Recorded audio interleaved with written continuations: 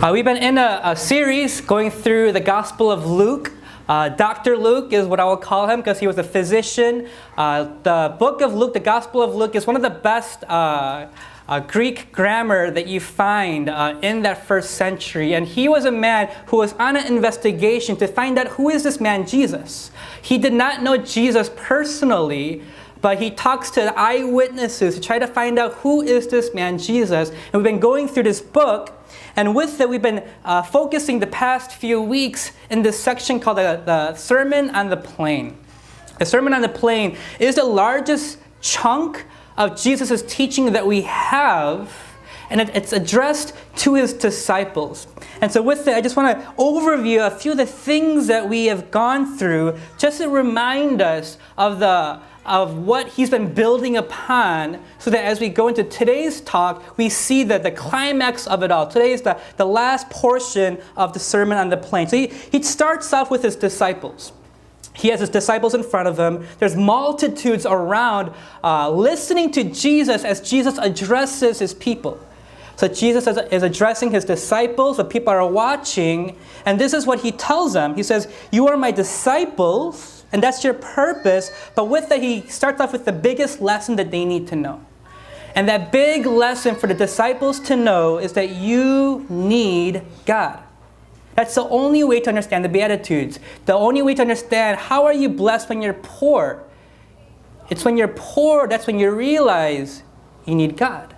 It's when you're broken, that's when you know you need God. And that's the lesson that he starts off with, the biggest lesson, you need God. Then he jumps straight to the hardest thing to do in the world, to love your neighbor.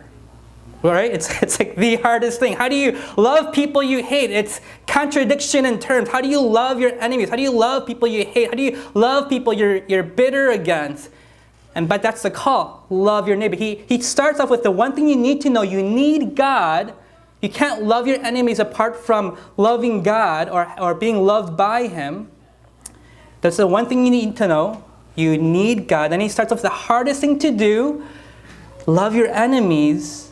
And then it's the biggest problem that we probably have. It's the most commonly quoted verse today against Christians. Judge not or you will be judged. So he addresses this. Jesus knows the heart of man. He knows the heart of a Christian, that maybe as you grow in maybe righteousness, you have a tendency to look down on others who don't live as righteously as you do. So he talks about the biggest lesson, the hardest thing, the biggest problem, and then today the truest test. And I want you to hear me out on this, because I know for many of you, you've grown up in the church. For many of you, you hear a sermon, you may be moved, but then there's no change. And that is what he is addressing. And so I want you to challenge yourself, especially this week, that there has to be change. Okay, that's what Jesus' final lesson and challenge is. It's the biggest challenge, it's the last challenge, but it's the truest test.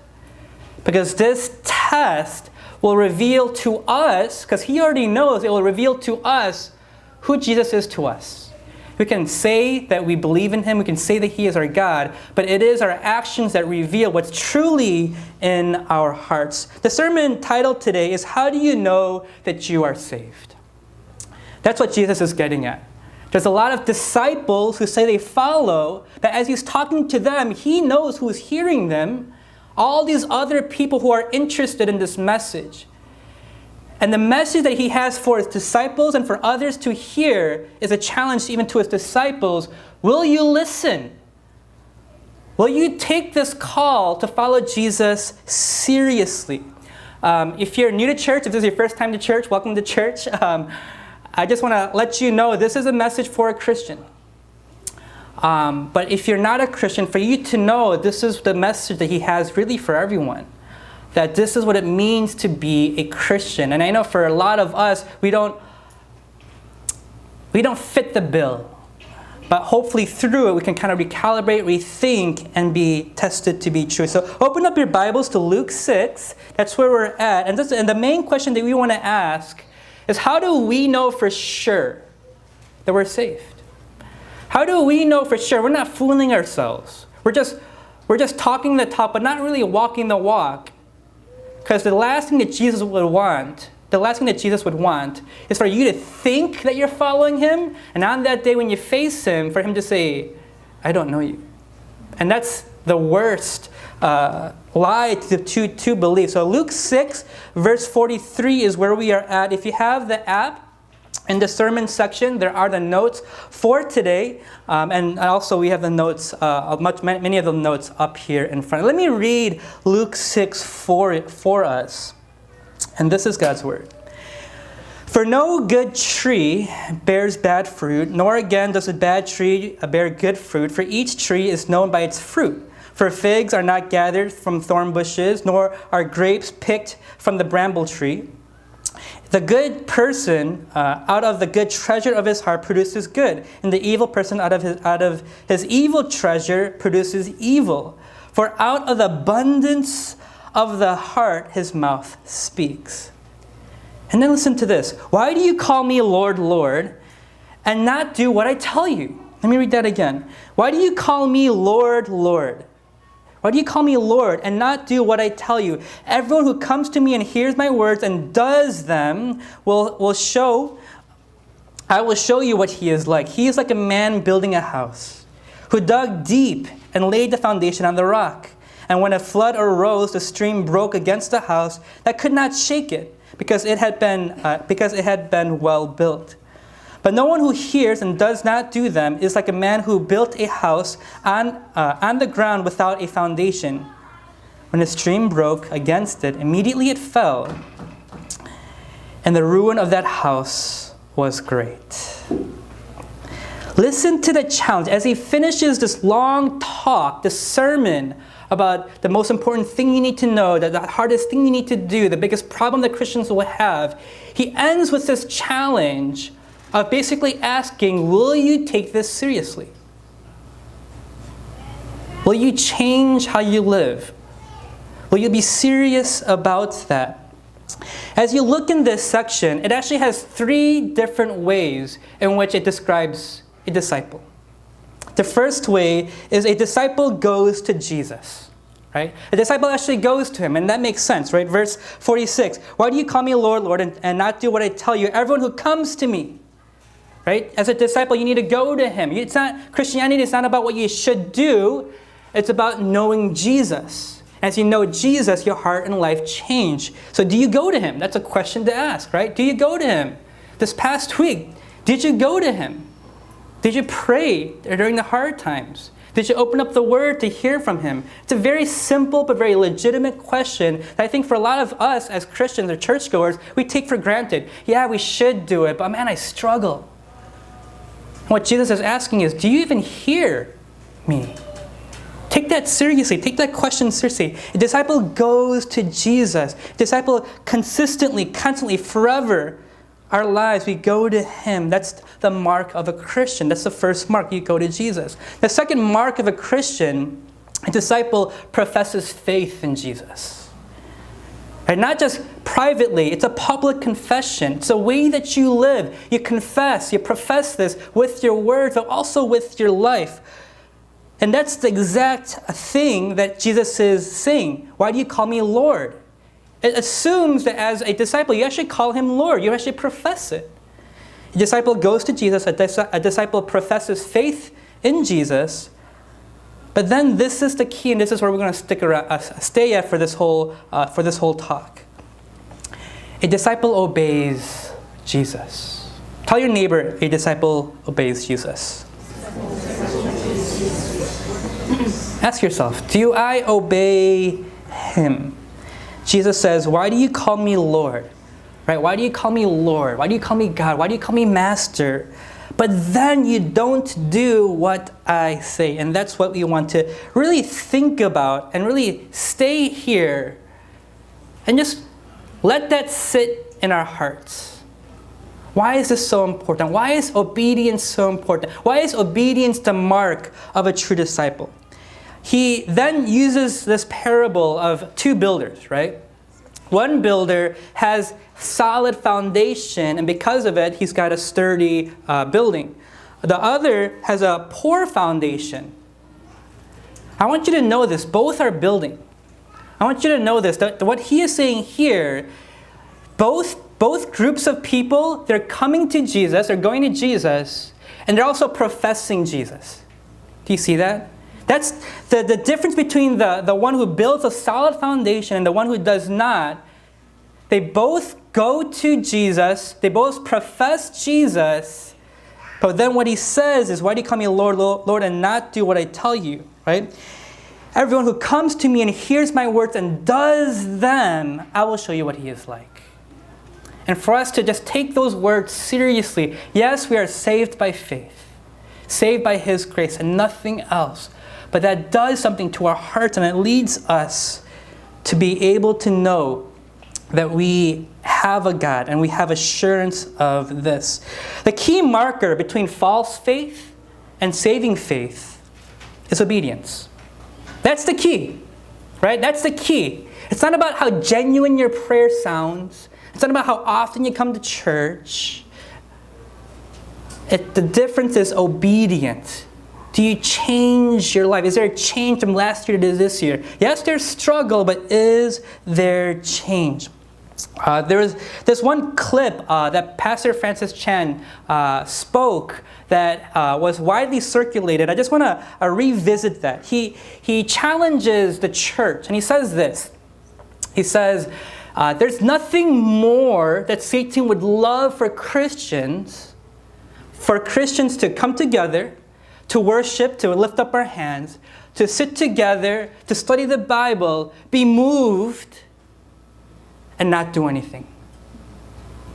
Because for us as Christians, we feel like, oh, this is good. Oh, that insight was so good. Oh, we're so blessed. We pray together. We wipe our eyes. We walk home like, church was so good today. And then nothing.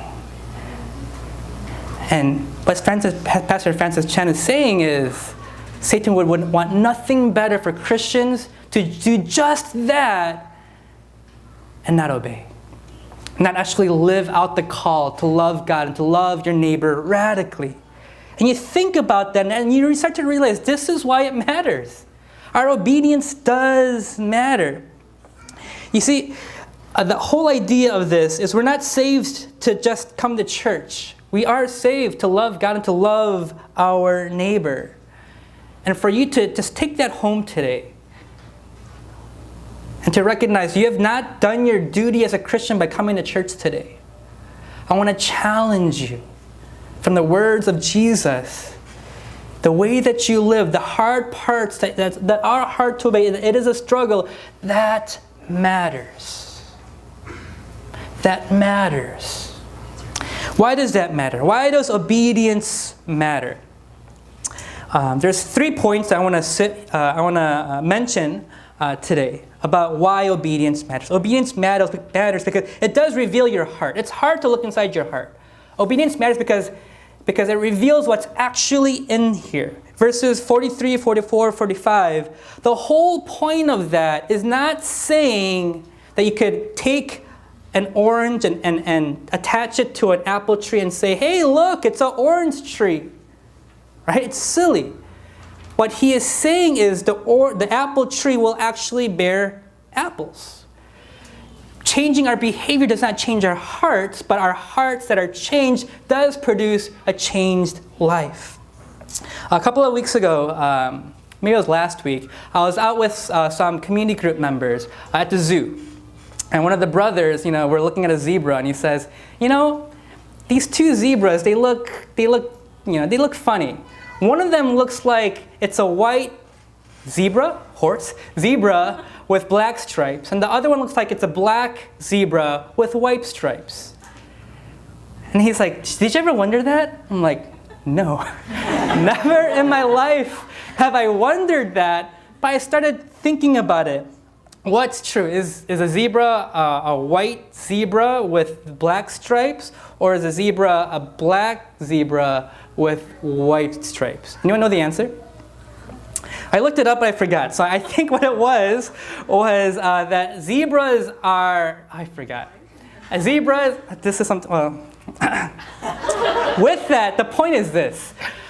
With people, the point is this. With people, the question really ends up being, are people good with bad stripes, or are people bad with good stripes? It's a huge debate today. Are people inherently good or inherently bad? Are we good and sometimes we just do some stupid things? Or are we good? Are we bad, but sometimes we do good things? What is it?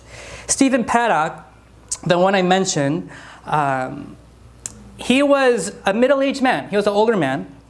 For whatever reason, he went into a hotel, broke down the window, shot over 1,000 rounds of bullets to a Vegas concert and killed 58 people. Since then, they've done a lot of study, research about this man and what drove him to do such a crazy thing. What I find so interesting is how hard people are trying to find out why he did this. And so far, there's been no signs that he has any affiliation with any terrorist group, with any religious extremist. He didn't seem to have any disabilities mentally, emotionally. And so there's articles upon why did he do this? And the experts are confused. H.G. Wells was a well-known author. He wrote A War of Worlds. And in 1937, in a book, he writes this about his hopes for humanity. And this is what he wrote. He says, "Can we doubt that presently our race will more than realize our boldest imaginations, that it will achieve unity and peace, and that our children will live in a world made more splendid and lovely than any palace or garden that we know, going on from strength to strength in any ever-widening circle of achievement. What man has done, the little triumphs of his present state, form but the prelude to things that man is yet to do." He's a hopeful man. He thinks that what we will do in this generation, our children will receive the fruit of that. And he's saying this world can be a place that will finally achieve unity and peace. This is 1937. He writes again in 1946. Completely different tone. "The cold-blooded massacres of the defenseless, the return of the deliberate and organized torture, mental torment, and fear to a world from which things had seemed well nigh banished, has come near to breaking my spirit altogether. Homo sapiens, as he has been pleased to call himself, is played out." Humanity is played out. What happened between 1937 and 1946? Many of you know. World War II. It was World War II for him and many hopeful people at that time after the Industrial Revolution, as everything seemed to be on the up and up. People had so much hope in technology, so much hope in humanity, maybe even so much hope in politics. Quickly disappears after war. And they realize through war how many defenseless people, how many unnecessary men and women have been killed. Why does Stephen Paddock do this? Why do we have wars? I've mentioned this over and over and over. I think the biggest revelation for us to be able to see is even in America, and I'm not talking about politics, even in America, there's been shooting after shooting after shooting after shooting. And in my mind, what the problem is it's not the shooters. The problem is we don't do anything. That's why obedience matters. If your friend is hurt and you don't do anything, that matters. I've talked about poverty over and over, right? The reason, in my mind, that the biggest revelation that we are not good people that do bad things. In my mind, we are bad people, selfish people, people without love. And every once in a while, we do tremendous acts of kindness. In my mind, we're in that category. Why? Because in every generation, in every people group, in every nation, poverty has existed. And poverty does not necessarily exist simply by oppression, simply by the few who have power who take it from those who don't. The reason poverty exists is because, in general, people only look out for themselves. And what Jesus is calling for us is not just to live like everybody else. It is to radically love God and to love your neighbor. And when you think about the men and women who actually change society, they're not normal people. They're not people who just look out for themselves. What do? They radically love God. They radically love others. The people that have benefited you, they're not necessarily normal people. Chances are they took sacrifice. They made sacrifice for you. What this reveals to you is that obedience reveals a new heart. That the reason that we are able to love regularly well is not because we're so disciplined. It is because God has given us a new heart. And for you to even want that heart to be cleansed more and more should be our desire. How do people change? Angola Prison near Baton Rouge. It's the largest maximum prison in America. It was formerly known as America's most bloody prison. 85% of people in that prison in Louisiana, 85% are without parole. They'll never see freedom again. Half the prisoners are murderers in that prison. People take shifts, mates take shifts, sleeping to look out for each other, because people can be murdered at any night.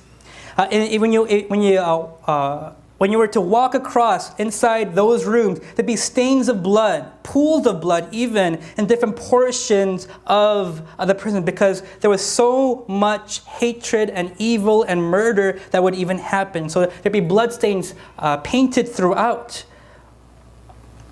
A new warden came in several decades ago, and he says, "I'm going to change everything."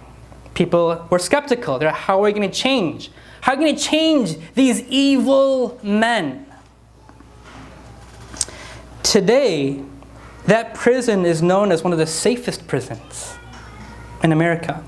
What you will actually see if you were to visit that prison today is you'll see prisoners comforting new prisoners that come in. You'll see men weeping with other men who lose family members outside of the prison. You'll see prisoners reaching out to victims, asking for forgiveness, asking family members for forgiveness. Violence has decreased in the past couple of decades by 65%. So the question is, what did the warden do? He brought the Bible in. He started telling people about Jesus. No joke. It sounds cliche, right? They met Jesus. But they met Jesus and their hearts were changed. And because their hearts were changed, their actions changed. Their hearts were changed by meeting Jesus. And so now what you have is, instead of bloodstained walls, there's scripture verses on the walls. When you visit chapel or church service inside the prison, they're packed. There's Bibles in every cell room. Prisoners are enrolled in Bible college. 200 convicts are now ministers. Gang leaders are now pastors. You don't do that by saying, change, you gotta be better. That's not how you change. You change by revealing them to who God is, how much He loves, what He has sacrificed for them, and through it, how they are forgiven, cleansed, and have a whole new identity. When you have a changed heart, your actions change. You don't change a person's actions by addressing their actions. You change a person's actions by changing their heart. So one's obedience is a revelation of a changed heart. So obedience reveals a new heart, but also obedience reveals your new God. Tell your neighbor, obedience reveals your new God. With this, I want to talk about worship, because God is who you should worship. And what is worship? Worship is what you live for. Worship is what you live for, and what you live for is what you worship. Okay? Worship is what you live for. That's what you always do. You always worship But with that, what you actually live for then, what you actually do with your life is then reveals what you actually worship. The way in which Jesus uses this idea of these parables, this story of a man building his building and building his other building, it's a picture of life. You're building towards something. If you feel like you're not building towards anything, you feel purposeless, and meaningless, and that's when you start to struggle. What's my purpose in life? Do I have any value?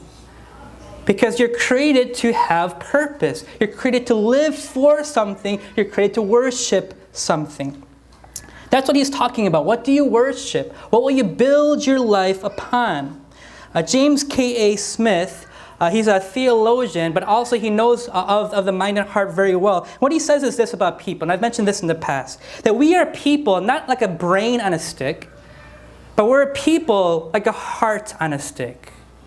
We're not simply driven by what we think. Really, we're driven by what we love. We worship something. We are all a heart on a stick. The knowledge that we accrue, the knowledge that we desire, all fuels the heart. So as much as for many of you, you may feel like you're just thinkers. Now you're thinking, fueling your heart. And then the question really ends up being, then what are you living for? What are you building your life upon? It's not a complicated question because this is what all of life is about. It's what all the great novels are written about. It's what all the great movies are written about. It's about life, a purpose. These are the modern day, in one sense, gods that we live for. Jerry Maguire, right? Renee Zellweger says to Tom Cruise, what? You complete me.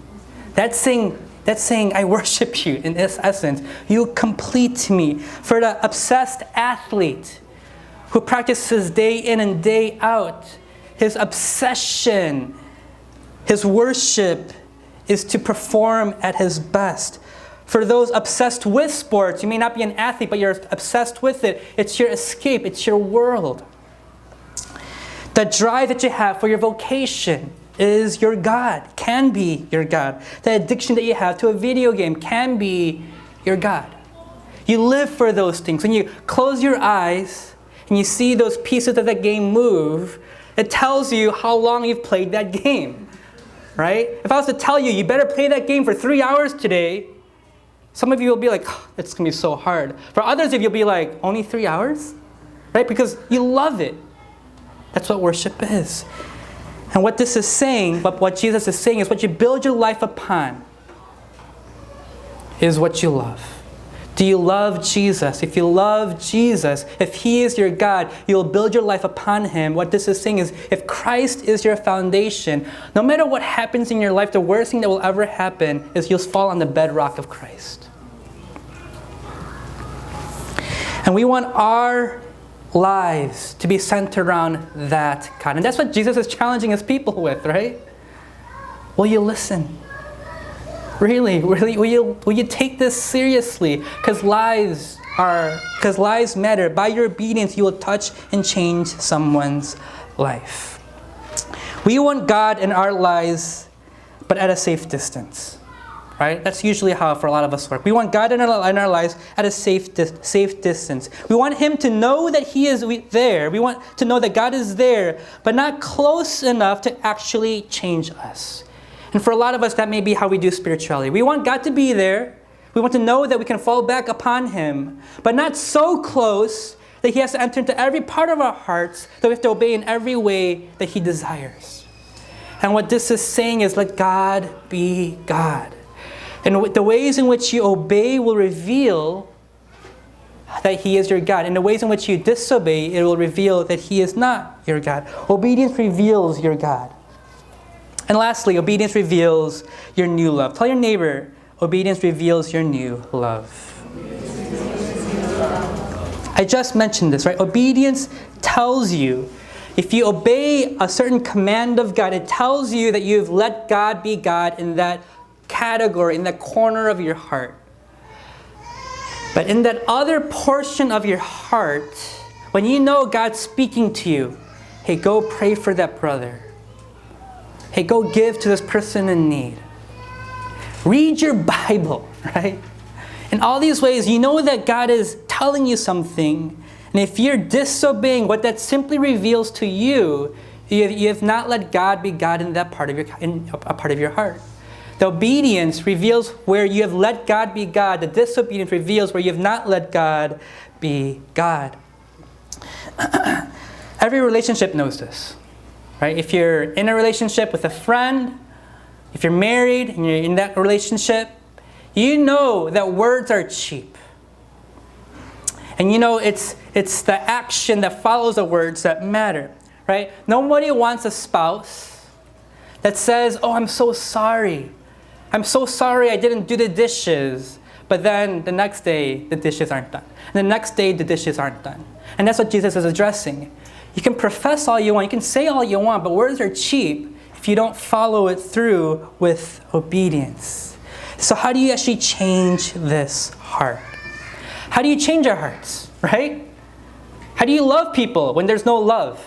How do you obey when you don't want to? How do you love your enemy when there's no love left in there? How do you actually do it? The story of Beauty and the Beast will help us. What's the story of the Beauty and the Beast? It's the Beast, right? He's ugly. He's got no manners. He's got nothing good going for him. But then Belle comes along, so full of love. Sees something else in him that he doesn't see in himself. So as other people saw a beast, an ugly man, a man or a beast of no love, no worth, Belle comes and loves. And what happens to the beast?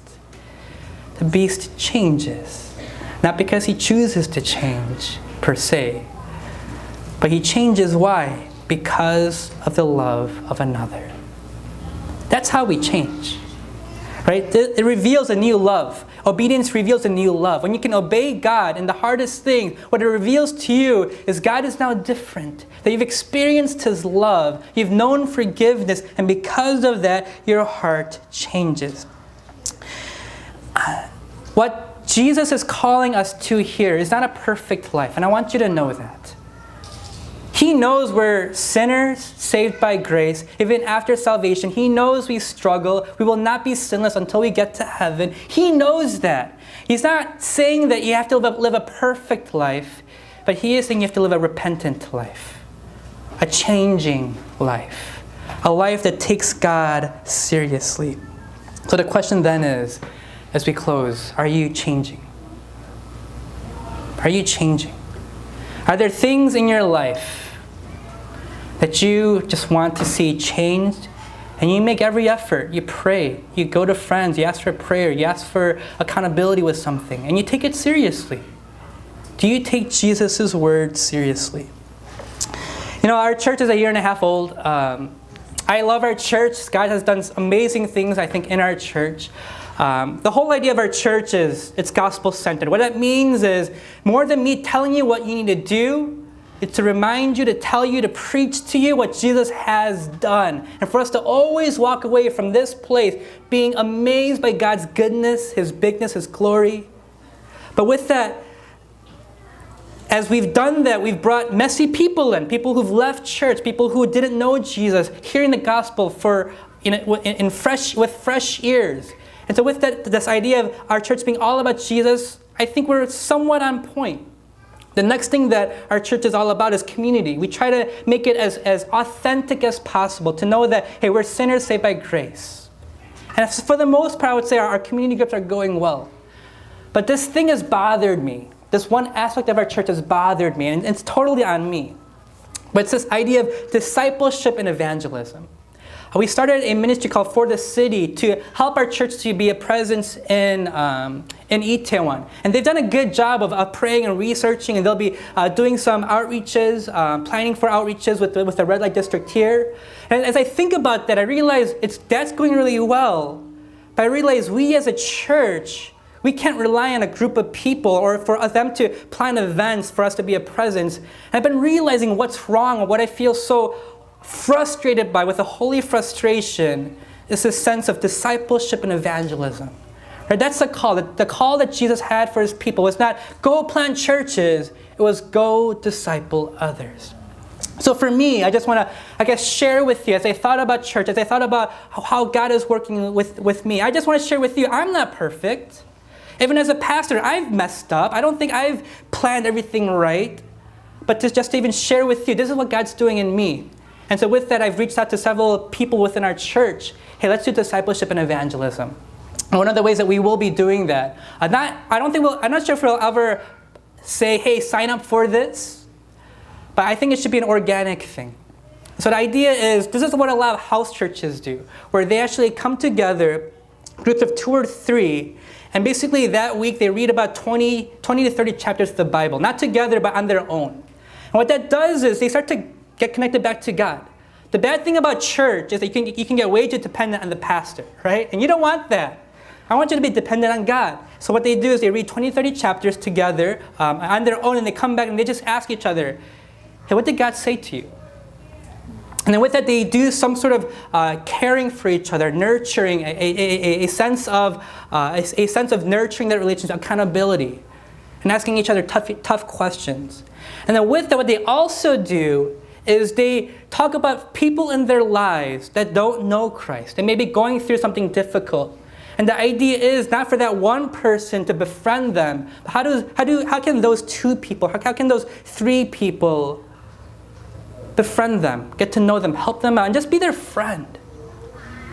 And what it does is it takes care of 3 aspects of who we are as Christians. This idea of being connected to God, this idea of discipleship growing, this idea of evangelism. And so I just want to share that to say, I'm not perfect, and this is what God's doing in me, and then what happens in our lives, it should be something like this. We do Christian life, and then we start to realize something is off. And what should happen somewhat regularly is we get so frustrated that we say, I have to change. Something's got to give, and you make that decision. I think for many of you, there are things that God is addressing. And I want to say, take that seriously. Whatever it is that you feel like God is telling you, take those words seriously. And as you obey, one, you change, but as you obey, people are touched and then they are changed. In Luke 6, verse 40, he says this, a disciple is not above his teacher, but everyone, when he is fully trained, will be like his teacher. That's a passage right before what we read. You know what that means? That's good news.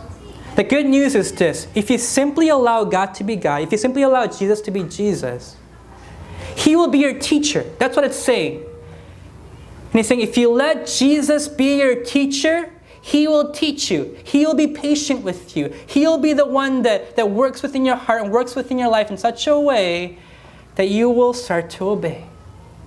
And so the challenge here today is not for you to change yourself. The challenge is, let God be God. Let Jesus be your teacher. Jesus died for you so that you would live for Him. May we be men and women who live for Him. Let's pray.